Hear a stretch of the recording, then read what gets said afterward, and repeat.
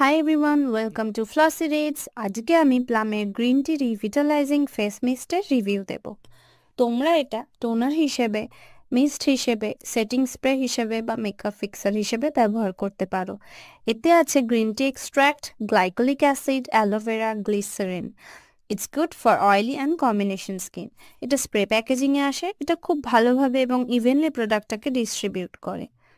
এটা একটু দূর থেকে ফেসে স্প্রে করতে হয়, এরপর এটা আস্তে আস্তে স্কিনে অ্যাবজর্ব হয়ে যায়।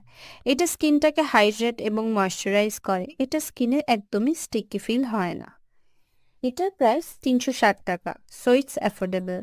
কিন্তু এটা আমার একদমই ভালো লাগেনি, কারণ এটা ইউজ করে আমার স্কিনটা অল্প জ্বালা জ্বালা করে, which is not good. So it's not good for sensitive skin, তাই আমি এটা একদমই রেকমেন্ড করব না। For more honest reviews, subscribe my channel, like, share and comments.